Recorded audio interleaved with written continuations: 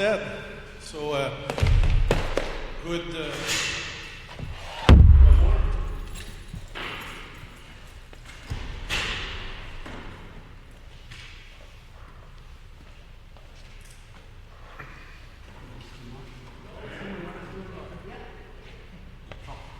So, I see that we have about 20 table tennis legends here with us today, but there's one in particular legend right in front of you, Mariann Domonkos. Some of you have seen her last season. She did a MasterClass on timing, and it was quite appreciated, and there was a lot of people in attendance. And she's back for a two-part MasterClass. I called it applying topspin, but we were kind of, how to start to put a label on it, but she has her great theories about table tennis science, and she's here this afternoon to share it with you. So we have in front of us 29 senior Canadian titles, 4 gold, 3 silver, and 4 bronze medals in Pan Am Games. Who else has done that? Raise a hand. 1 gold, 2 silver, and 2 bronze medals at Commonwealth Games. 1 gold, 2 silver, and 2 bronze medals at World University Championships. And she represented Canada in the 1988 Seoul Olympic Games when table tennis was introduced as a sport. And you also were Canadian women's national team coach. And I don't know if I'm forgetting, I think the list just goes on. You don't have all day. Huh? You don't have all day. You don't have all day. So I'll let Mariann take the floor. And if you have any questions, please do so. And if you want to use the mic, I'll leave it with that. Don't speak in this. So first of all, thank you all for joining me.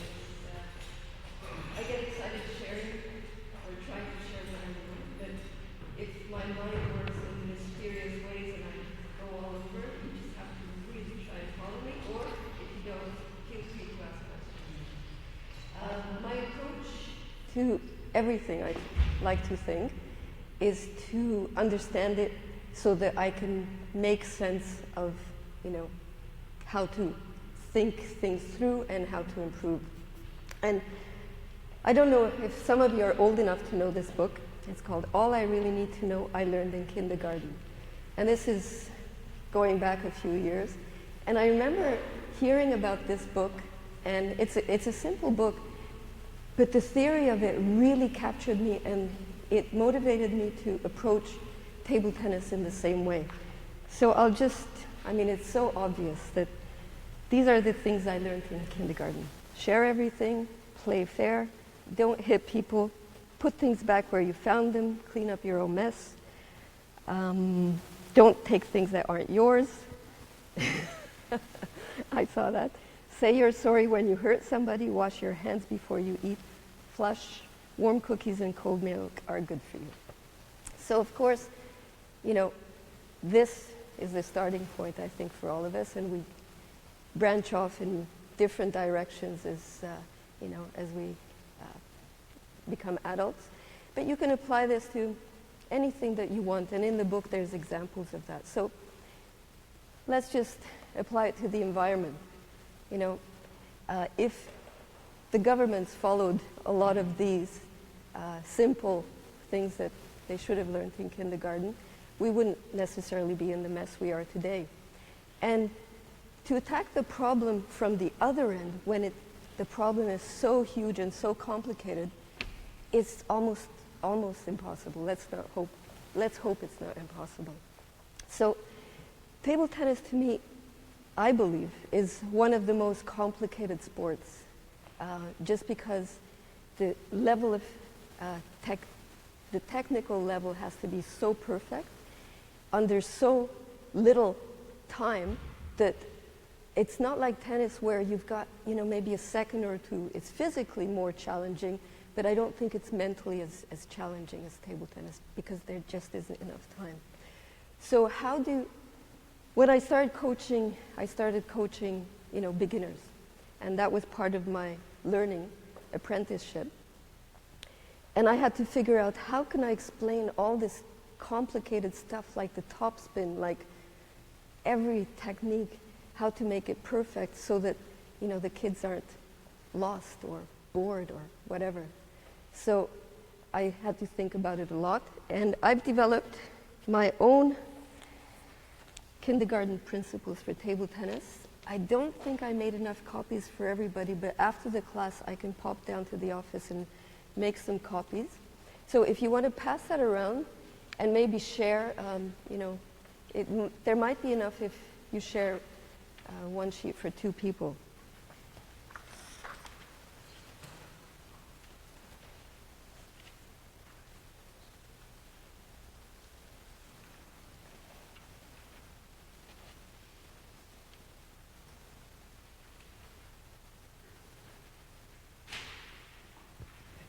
I'll just wait till it goes around. Est-ce que ça va, Adat? Oui? Ça... Bon, bon. Is everybody Anglophone here? So no problem? Okay.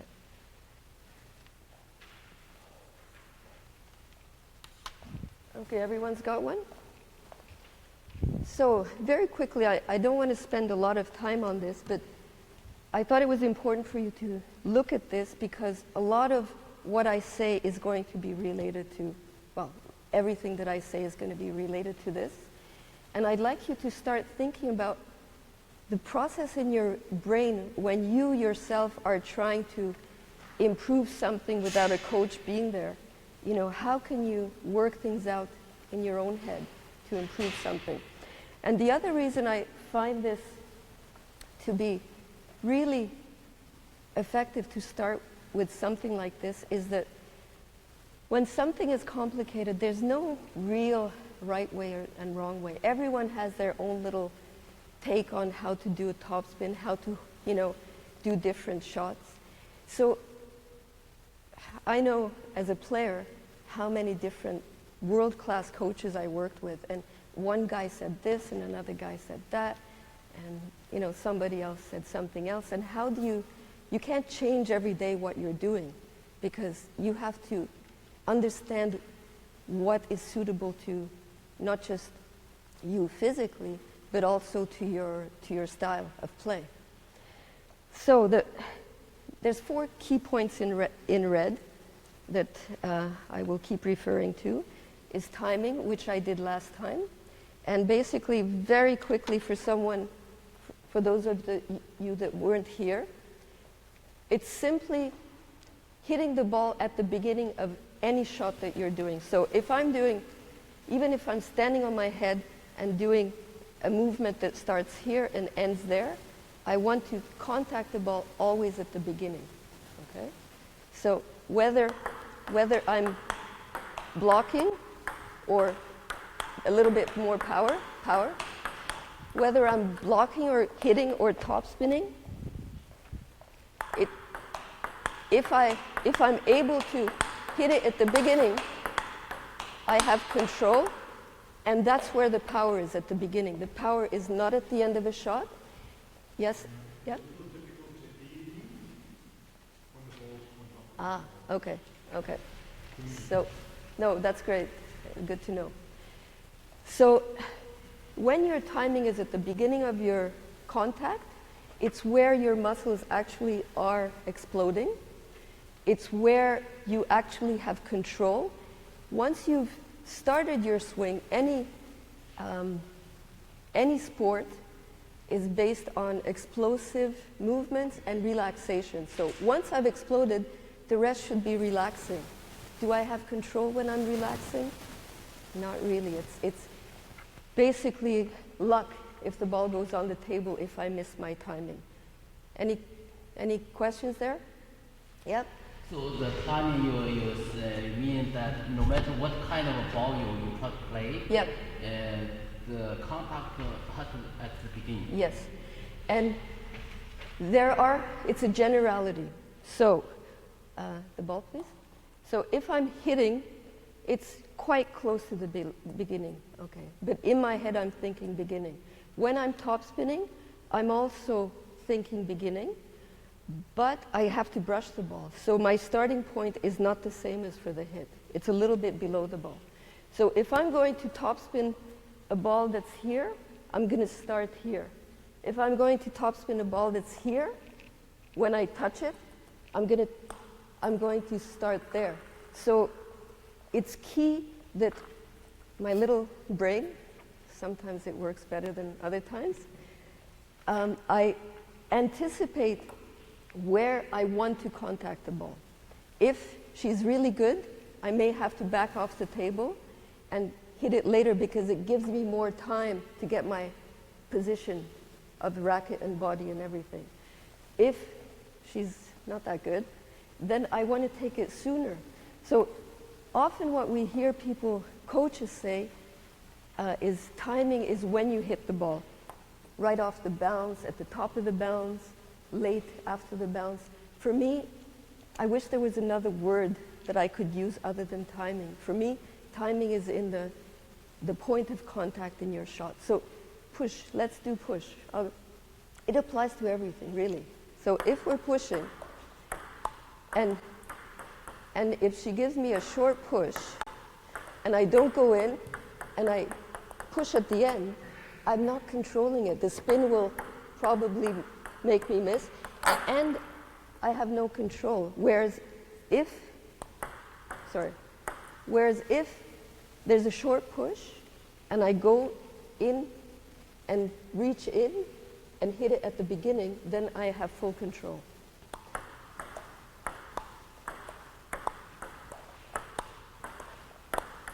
Okay? So the idea, see how it applies? The principle? Okay. Any questions on that before I jump to the next thing? Stability. I also touched on that last time. Also critical.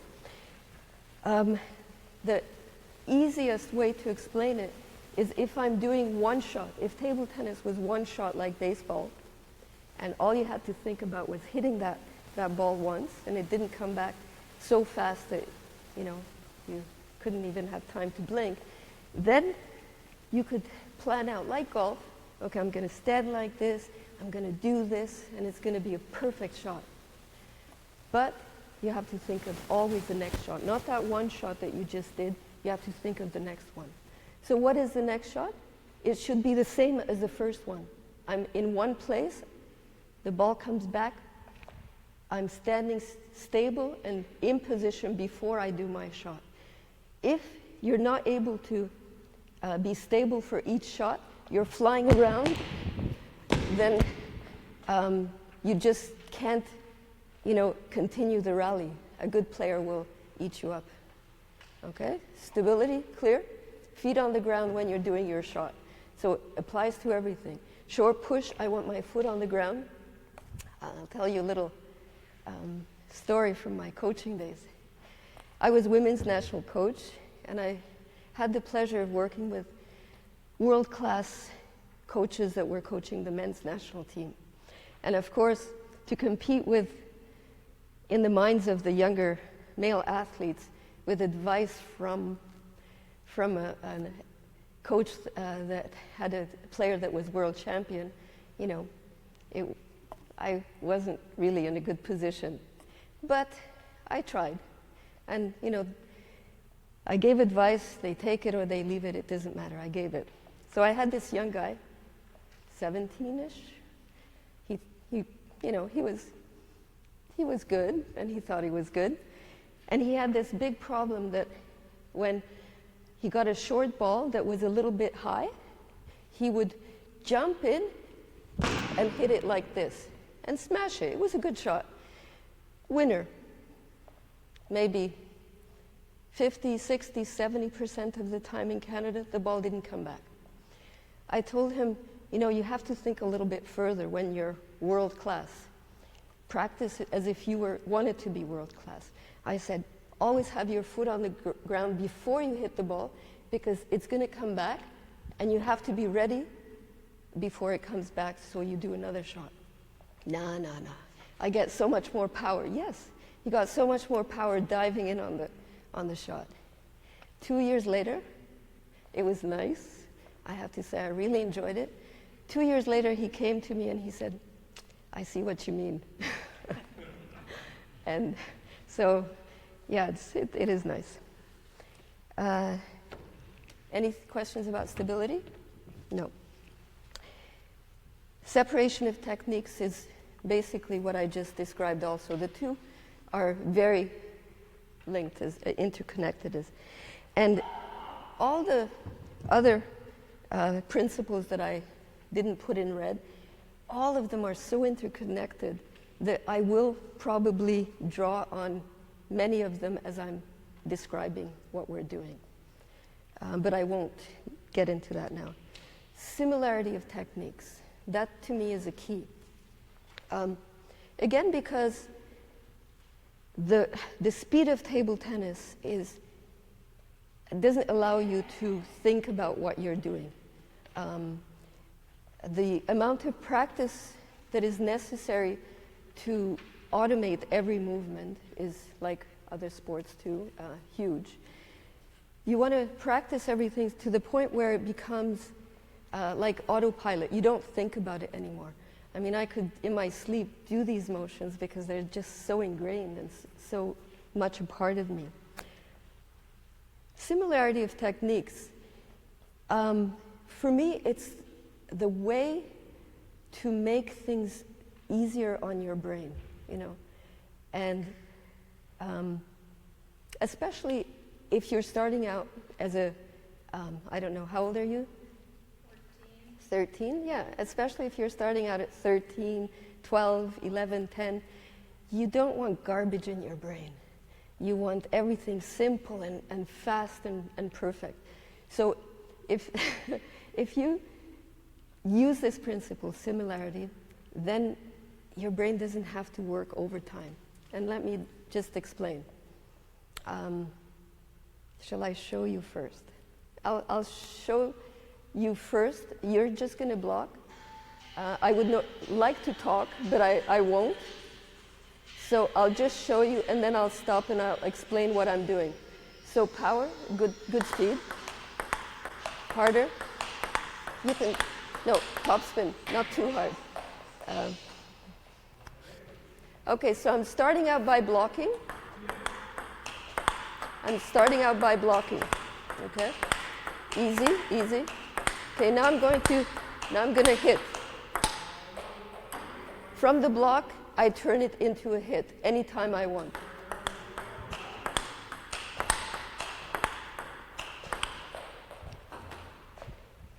Okay, one more. So either I can block or I can hit. Block, hit, block, hit. Now I can topspin.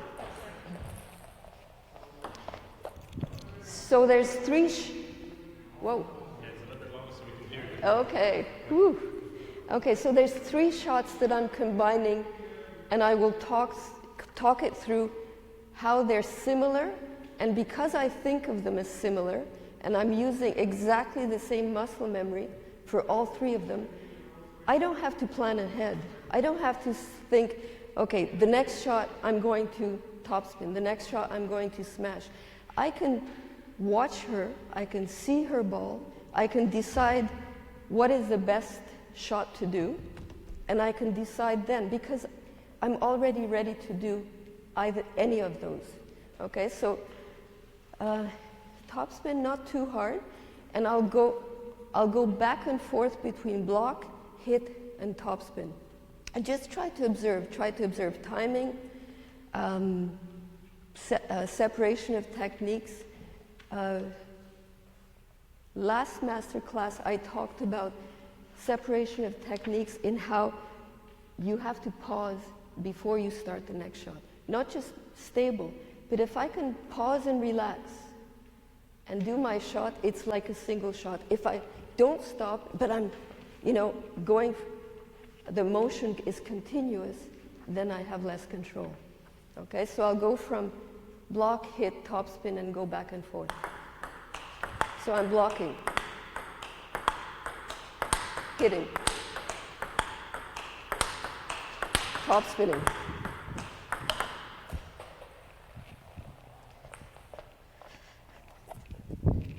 And I will, see, that's what I meant about going all over the place. I will talk about the topspin technique, but I just want you to see how everything fits together. Is that okay? Okay. So a bit of block, hit, block.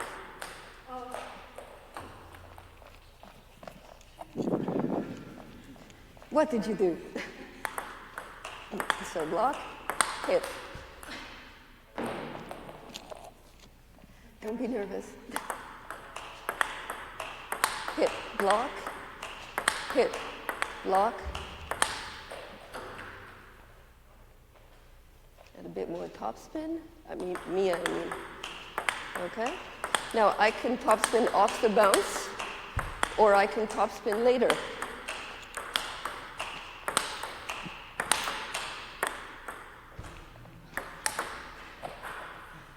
Okay, so just thinking of this forehand side as one shot, not block, hit, topspin. It really is starting with my racket, waiting for the ball.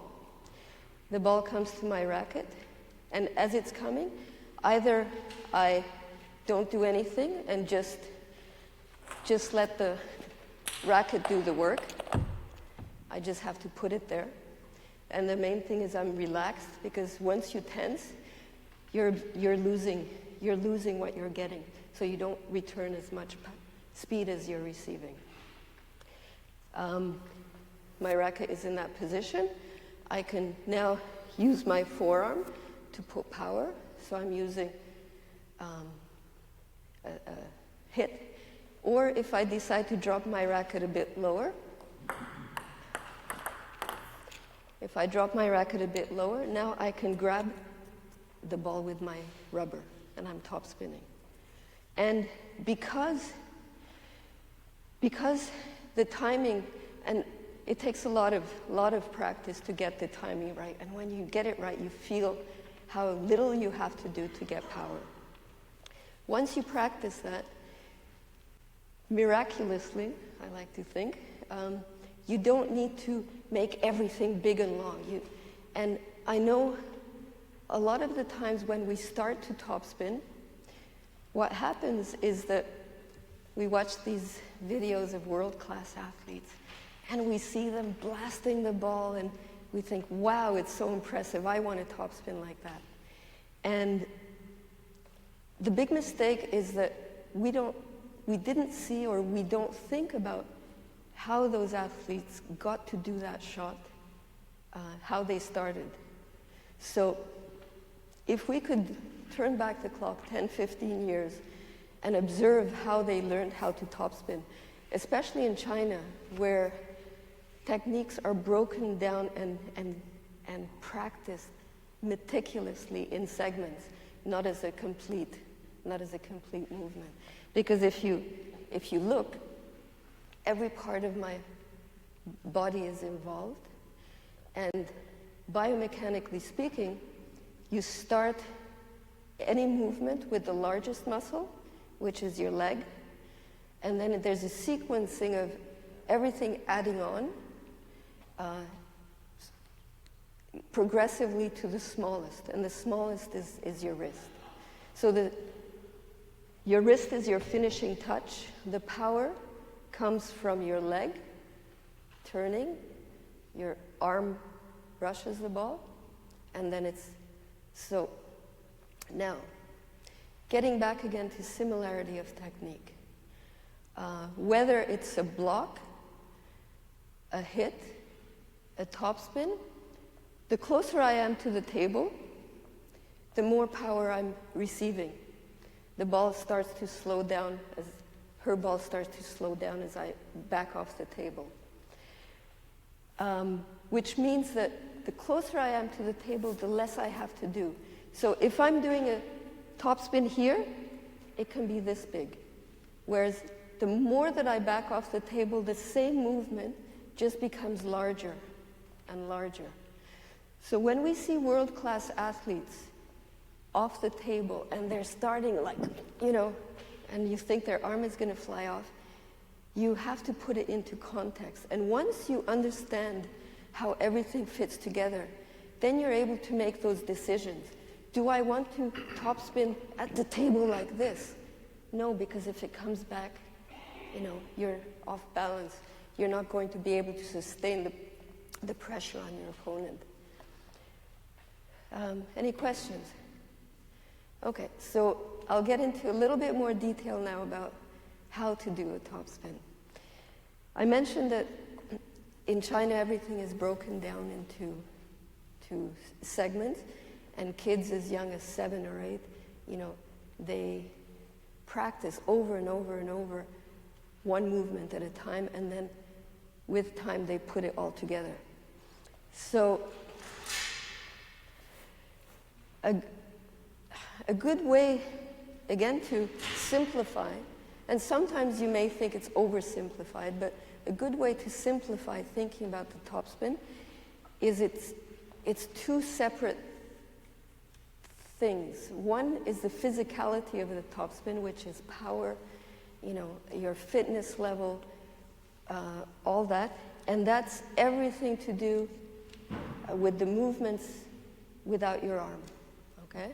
So I need core strength, I need leg strength, I need perfect coordination. It's almost as if I have a pole in my body, like as a cross, so that when I'm moving, it's not disjointed, it's not, moving on different axes. It's just pretty stiff looking, okay? So that's the physical aspect of it. And one more thing I'll say about the physical aspect of it is if you come over here and put your hand here. So if I'm thinking about how am I going to get power, I want to punch as if I was a boxer with no arms. Okay, I'm going to try and punch a bit lower. So I start with my leg and I punch as hard as I can. And that's what the power comes from, not your arm. The arm has to be, to me, it's the artistic part of the game. It really is that finesse. It's being loose. And if it's loose, it's it can disguise shots. It can fool. It can make it look like you're putting spin and you're not. It can, once your arm is just doing the finesse stuff and your body is doing the power, you can start to be innovative and creative. And if I have to confess a little bit about me as a player, I knew none of this. I was out to lunch. I was a hard worker. I was a good athlete, not super talented, but I was coordinated. I loved to play, and that kept me in the gym hours and hours a day. But I didn't understand any of this, so my game was based on work. I attacked everything. I was fit. I ran all over. I was able to get balls, and when Julia smashed, I tried to get them back. But I was not considered a talented player. I didn't have these, impressive shots that sometimes you go, whoa, now I have them, but it doesn't really matter because I don't compete anymore. So that's that. Now, where am I going with this, Julia? Tell me. I think you wanted to talk about taking the ball spin. Oh, I know. Not quite. Okay. So if we're teaching right from the beginning of topspin, what I would want to teach someone is the importance of just their hand and their arm. Basically, the whole task of your racket, your hand, is to stay loose, and it flows on its own if it's loose. Okay? I don't think about using my wrist. Later on, I'll explain what happens with your wrist as you're putting power. It basically flies because it's relaxed, and you do the finishing touch with it. You don't try to put more spin with your wrist. It's this the spin comes from the biggest muscle in your arm, which actually the joint here, your elbow, has a number of muscles that make it bend. Your biceps and your brachioradialis and some other one that I forget. And so the faster you can brush by bending your forearm, the more spin you put on the ball. And your wrist is just the finishing touch. So I would teach someone, I'm thinking, so I would start with someone, and here maybe we can get some volunteers. Okay, I'll start with Julia, just to show you what we're trying to do. And here we'll take the net. We'll put it right behind me there, so we don't have to.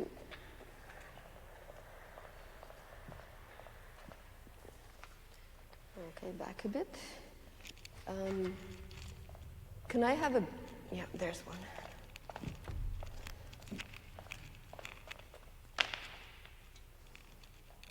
Okay, so I'm going to coach you, Julia, because I haven't done this with you yet.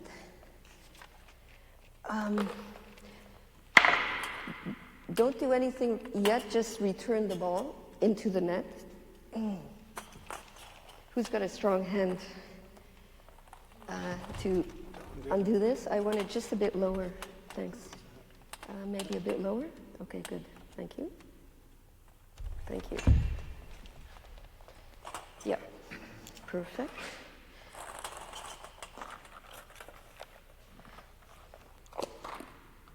Okay. So, Julia, I'm going to give you just very easy, simple balls that are going to bounce here, and I'm going to try and make it come off the table like that. Okay?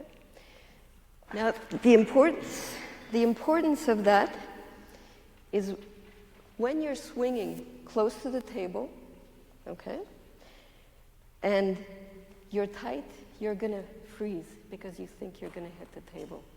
And I've done that, believe me. That's when I didn't know what I was doing. I have a scar to prove for it. In the days before HIV, I finished the match with blood spurting at my opponent.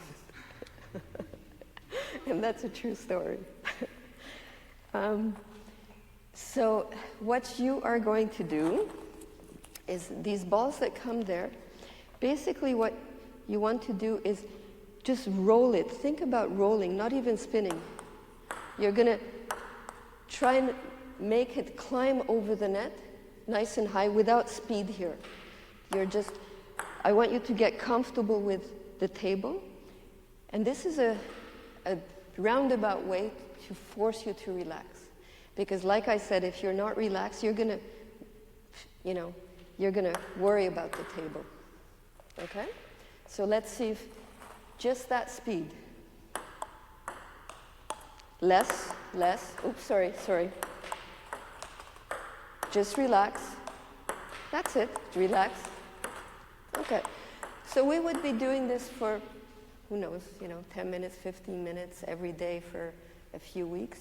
And as you really get comfortable with the idea of how relaxed your hand and your forearm has to be, with that feeling of relaxation, you start to get confidence, and then you can go faster and faster, and you have no fear.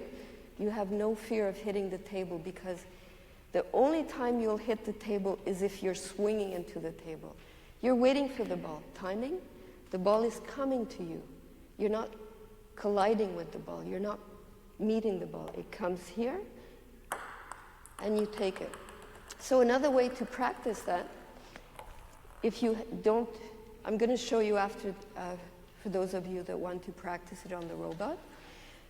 But another way, if you don't have somebody to feed you, it's not easy to get every ball to fall in the right place.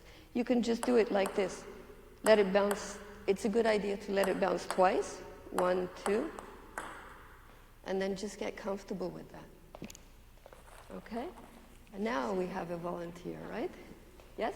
Excusez-moi, juste pour être certaine, il me semble que j'ai Oui, bien oui. compris. Oui. Mais vu que ça a l'air très important ce que vous dites, Oui, c'est très important. je le sens, puis j'ai l'impression que j'en manque un petit bout. Ok, pas de problème.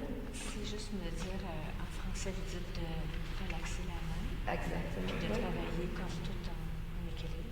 Oui, maintenant, j'ai séparé le topspin en deux morceaux. Le bras, et le bras, c'est l'artiste. Le bras, tout ce qu'on fait, c'est on met de l'effet sur la balle. Alors, c'est quoi en français? On attrape la balle quand ça arrive et on le roule. C'est pas une collision entre les deux. Un effet. Oui, oui. Spin, c'est l'effet. C'est ça. Et on commence très tranquillement comme ça, juste pour qu'on soit confortable et tout à fait à l'aise. Et quand, avec la pratique, on est toujours à l'aise, on peut aller un peu plus d'effet, un peu plus fort. So, as I was saying, and what I was explaining to her, is as you start, nice and relaxed and comfortable, it's going back to that idea of thinking about how the world-class players that have great topspins started out. And a lot of them would have started out like this, with a topspin that, and that's a big battle often with players. It's going to take time. Don't worry. Just start like this. It's going to build really fast if you don't try to put everything into it right from the beginning, because that way you can't continue the progress. Okay? So, and what's your name? Eric. Eric, come on, Eric. Okay, so I'm going to just talk him through it so that you can, and if you have any questions, so you're going to, that's right, let's see what you're doing. Very good. Okay. Is it relaxed? Not bad. What advice would I give you? Okay. So, again, I mentioned this before, is the separation of techniques. And I didn't talk about one of the principles in there is the on and off principle. So you're doing not a bad shot, pretty good, but you're kind of finishing like this, and then you pull back to get ready for the next one. So the on and off principle is you do the shot, you relax as soon as you've done it, and then you drop. You drop back into position. You're not working both directions. So I topspin, I drop. I topspin, I relax. And that accomplishes automatically the being ready the right way. If I relax to get back, I'm already relaxed. But if I work to get back, I have to think now, okay, remember to relax. So does that make sense? And it's, to me, the way that I try to present this, the ideas should be so simple. To do it, that's the hard part. So, once you understand the simplicity, then I think you yourself can work through a lot of things when you're not working with a coach. Okay, so let's try that again. What are you going to do? So how are you going to get back to the next one? So you're going to roll it nice and high, and when you finish, drop. Drop. Okay? Okay, lot softer. You're not a total beginner, so you're trying to do too much because you probably have a pretty good topspin, right? You have a good topspin? Looks like it. Not bad, but it's got to get better. So back off a little, just be gentle and as relaxed as possible. Now, we're going to continue. I just thought of something. When I was learning this as a player, I had a Chinese coach. He was here from China, worked with the national team for many years. And he gave these balls, but a lot of the times, especially as we were starting to improve, he made this second bounce right about here. So there would be 2 bounces on the table. And he kept ducking, thinking that we were going to, hit the table and our racket would break and it would hit him in the head, which sometimes could happen. So I'm just going to... So if you're not relaxed and you're starting too low, which you're doing right now, you have absolutely no chance to get this ball. So it could still bounce twice on the table, but because you're so relaxed, you're not afraid. And when you watch some of these guys attacking serves in match, at the world-class level, a short serve, even though it may bounce twice on the table, some of them, especially the Chinese, Europeans aren't that strong with technical details. They're more like me. They're workers. But they don't have that finesse that the Chinese players have. I have to be honest.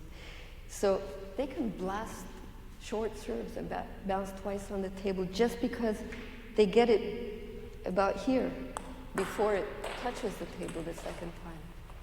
Okay, so shall we try that? So don't go too low. Let the ball feel like it's about feeling. So you feel that the ball comes into your racket and then you take it. You're not meeting the ball, okay? It's better. Relax. Relax. Okay. That's good that you didn't knock my head off. Relax. Okay. Do you feel a little bit tense? And that's what I want you to feel, because that's going to force you to relax.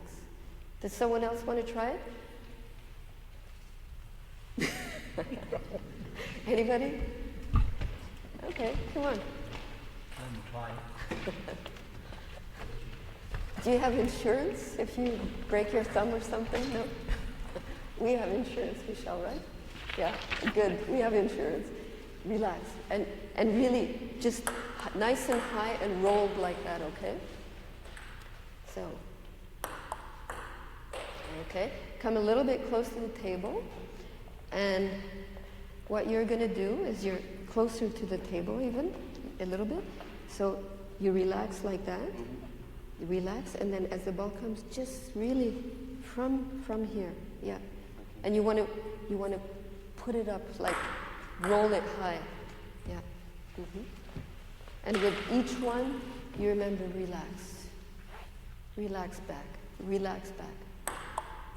So this is kind of like getting into a trance. When you learn how to focus and feel your body, then, if I do 100 balls, you will see the progression. You will see that the releases and then finds his neutral. Easy, you're working too much. Easy. Less than that. You don't need to go too low. Not too low, easy. Okay, so not too bad, but can you see how he's working a lot harder than, can you see that? Okay, easier said than done. So it's good. I'm not saying it's not good, but not as good as, okay. Anybody else? Okay, come on. So this will be the last one, and then, what time do I stop, Michelle? I talk too much, I don't know. That's fine? When they start yawning? Okay, so nice and relaxed. Okay, not bad, you're relaxed. However, now what happens if your angle is like this? Are you able to brush the ball? No. No, not at all. So it's got to be kind of perpendicular and a little bit, because this is relaxed here, it even follows it a little bit like that.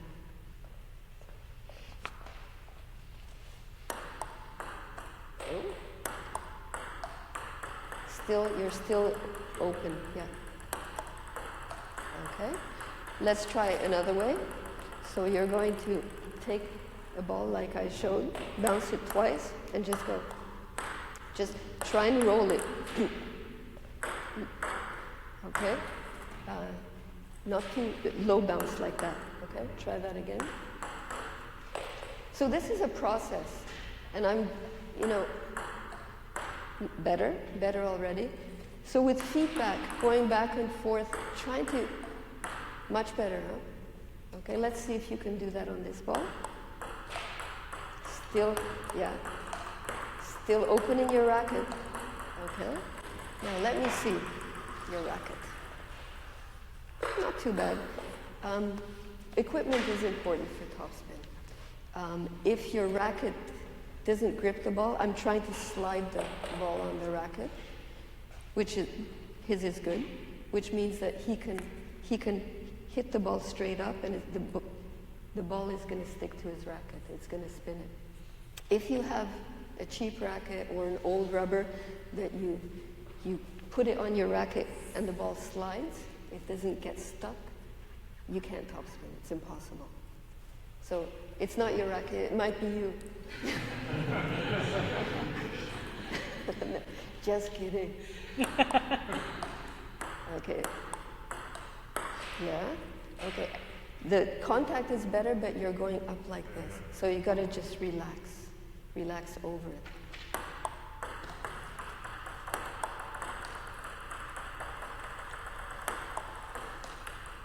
Okay. Yeah, yeah. That was a good one. So that was good too. So as I take someone through something like this, it goes on and on and on, and I give feedback, and we try and get him to feel the ones that were good. Oh wow, that was good. How did it feel? And then you do 10 lousy ones, you do one good one, and then it's 2 good ones, 3 good ones. So it's a process. It's having a good topspin is years of work. So hope you're going to be around for a while. Thanks. Okay, what's the next thing I want to do? If I forget, remind me. At the end, I'll show you how you can do this on the robot too. Julia. So now, assuming that I've done this quite a lot with Julia, I'll talk you through it, so you have to listen very carefully and listen to me. Okay. So just gently. So we've been doing this now for hours and weeks. Nice and gentle. Okay. More relaxed, more relaxed. Okay.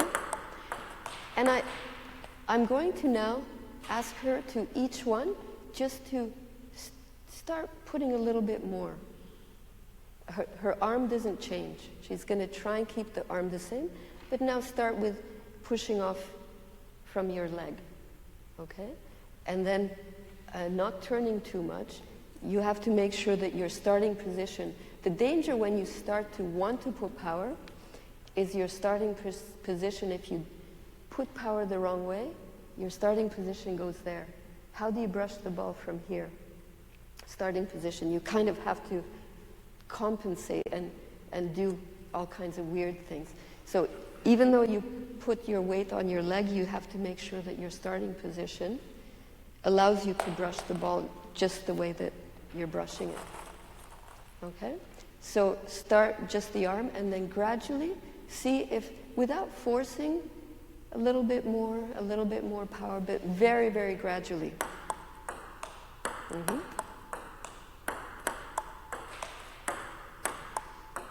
Mm-hmm.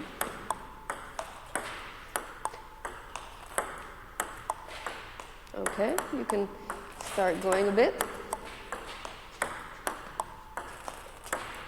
Relax the forearm. Now you're getting tight.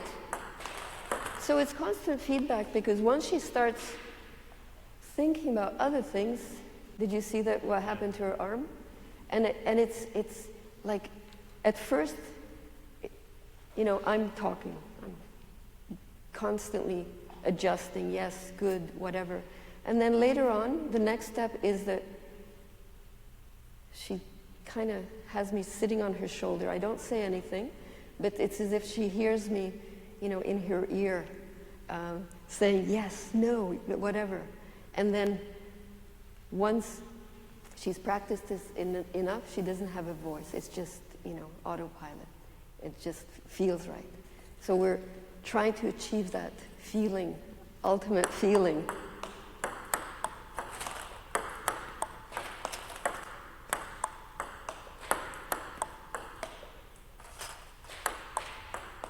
Relax.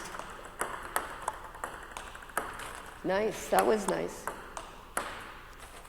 Sorry.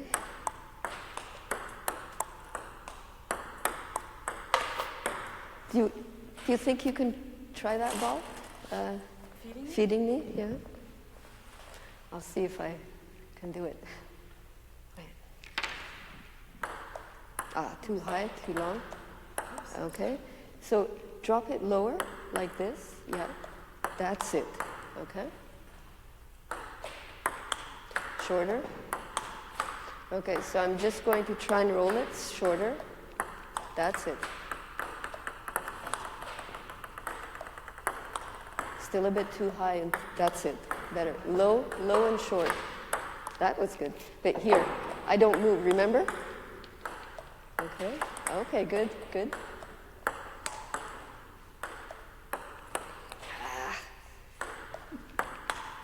Okay.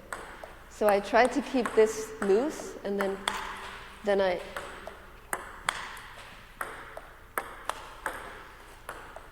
try to coordinate the explosiveness from here. Okay? Okay? Thank you. It does take practice to feed the ball. Yes? So when you try to say you move the shoulder this way, basically you want to make the ball from the waist up. You see? It's a very stiff, starting from the leg. So I'm pushing. The first thing that happens, imagine if I'm trying to lift this table with my leg. I'm pushing with the leg to lift the table. So that's the first thing that happens. And then there is the waist in there. So the body weight, I take from this leg, move to this leg after.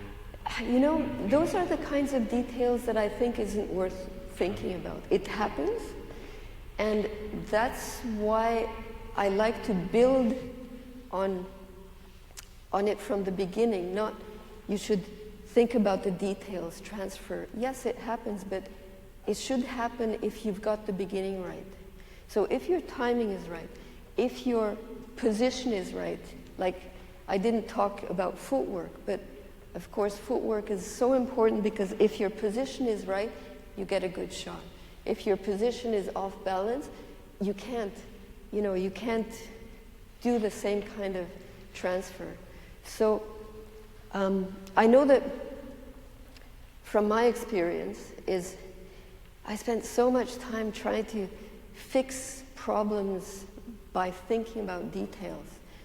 And when I understood from the beginning what I should be doing, and a lot of it is this, then the details didn't matter. Because if I fixed the problem at the beginning, the details would fix themselves. Okay?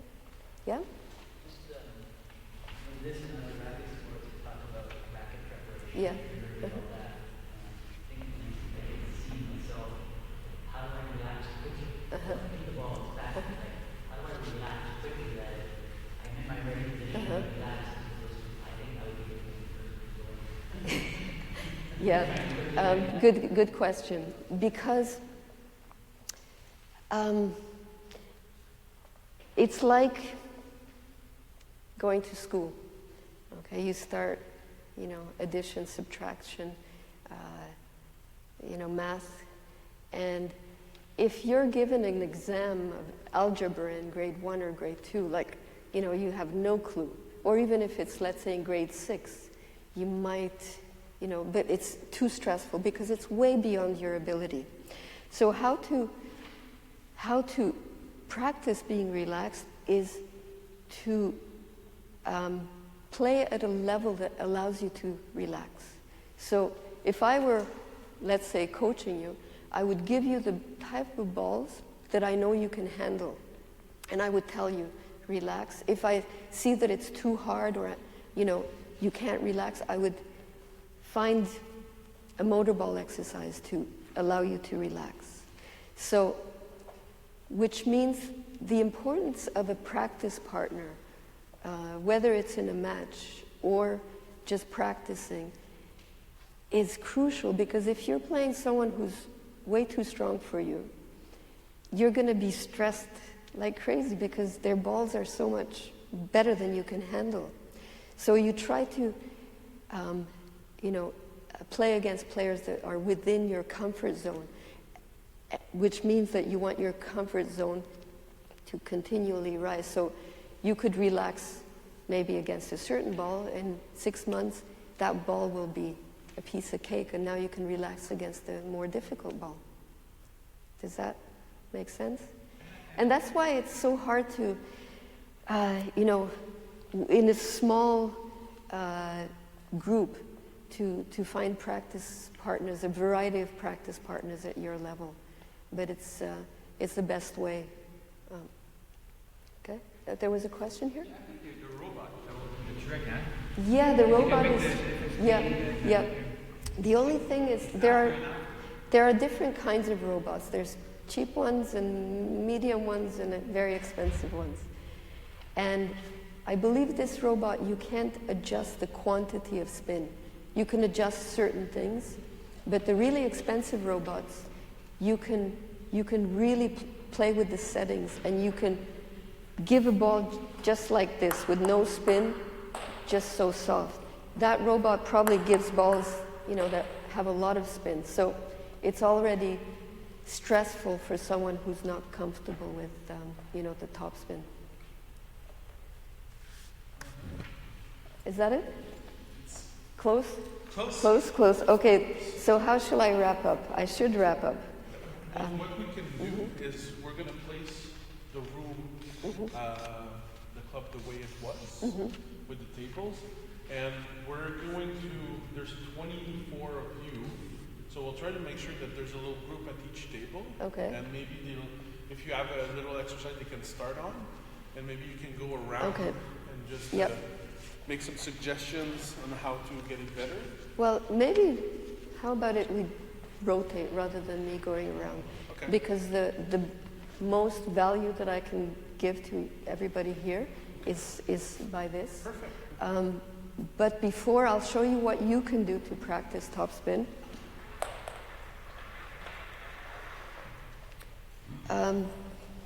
So it's easier to focus, which is the ball, this one. It's easier to focus on thinking about all those, things that you're trying to think about, is if you isolate it, not in a rally. Because if you're trying to, topspin one after the other, one's like this, one's like that, it's really tough. So if you, either by motor ball, which you probably won't be able to do, the best way is the way that you would do in a match. So if I serve and you push it, okay, then I will do one topspin.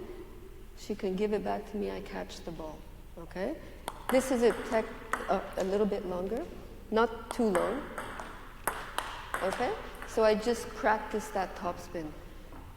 So you can, it's a bit boring, but when you're focusing on certain things, time flies. So you can do it in different ways, 5 minutes each, or you can decide, I'll serve 10 times, and then a little bit longer. I don't want to kill myself. Okay? Okay? So let's say I do this 10 times, and then Julia does it 10 times. But to start with, don't do what I did. Just see if you can put 10 out of 10 on the table, pretty decent quality.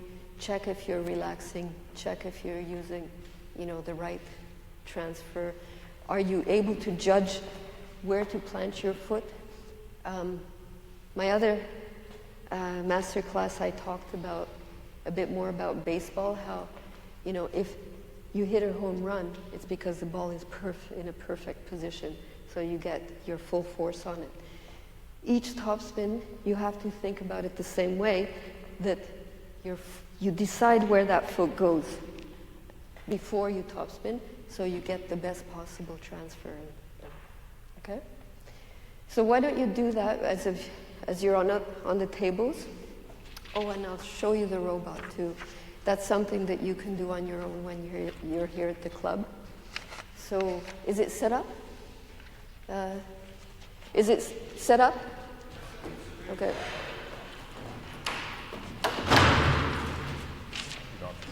So if you just want to come around here for a second. Well, Michelle had the settings, right?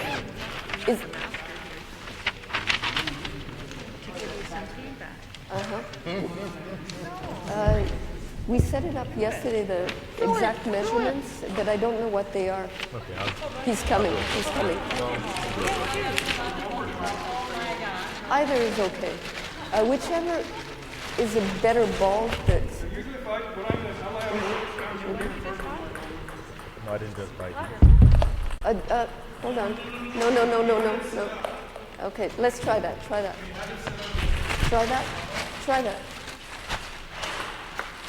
Okay, that's... Hold on. So that was a good point, though, that you had, is you can do it two ways, either as the way that I did it there, so you set it up that way, or it could be set up as a serve. So you can decide which one you like better, or maybe both. Okay? So I'm going to try and relax. Now, the problem is that this ball, it has quite a lot of spin. Okay.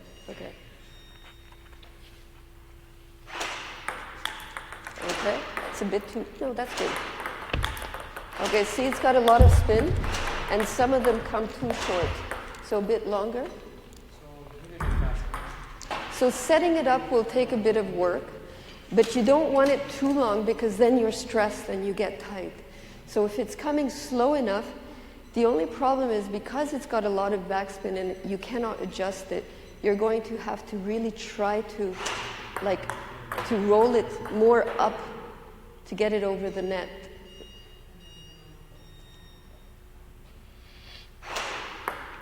Okay, so see, I missed the timing. If I get the timing right, I'm taking the ball up. And even if I put power, notice how I don't change with my arm. I still do this with my arm.